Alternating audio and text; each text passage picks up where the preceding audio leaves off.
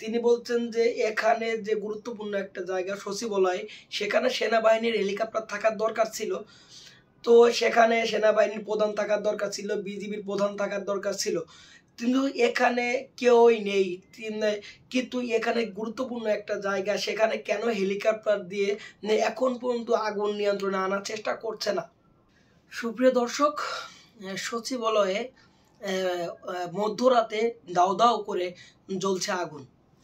তো আসলেই রাত ঠিক যখন 1:52 বাজে, তখন সচিবালয়ের যে 7 নম্বর ভবনটা আছে সেখান থেকে অগ্নিপাতের ঘটনা ঘটে এবং দাউ দাউ করে 5 নাম্বার 6 নাম্বার যে ভবনগুলো আছে প্রত্যেকটা ভবনেই অগ্নিকাণ্ড ছড়িয়ে পড়ে।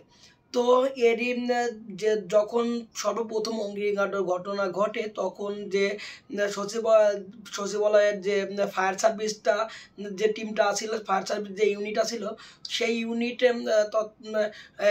প্রথমেই আগুন নিয়ন্ত্রণের চেষ্টা করে। তখন তারা ব্যর্থ হয় এবং আস্তে একটা দুটো করে 9টা ইউনিট এসে পৌঁছায়। যখন 9টা ইউনিটেই অগ্নি নিয়ন্ত্রণে আগুন নিয়ন্ত্রণে আনতে পারেন না, তখন আস্তে আস্তে করে ঠিক 18টি ইউনিট এসে পৌঁছায়।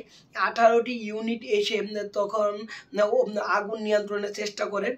সেখানে 18টি ইউনিট এবং সেনাবাহিনী, পুলিশ, বিভিন্ন ধরনের আইন শৃঙ্খলা বাহিনী সেখানে নিয়োজিত আছে আগুন নিয়ন্ত্রণের জন্য। তো টানা 3 ঘন্টা আগুন দাউ দাউ করে জ্বলছে।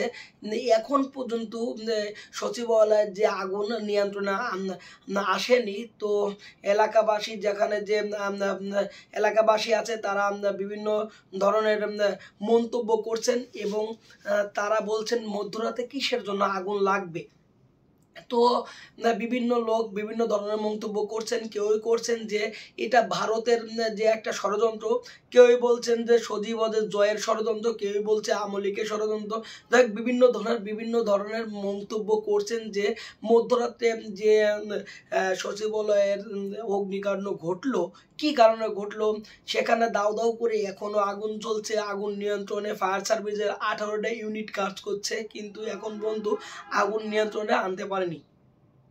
তো সুপ্রিয় দর্শক, এখানে যে একটা লোক নিহত হয়েছে, আমরা যতটুকু জানছি যে একটা লোক নিহত হয়েছে।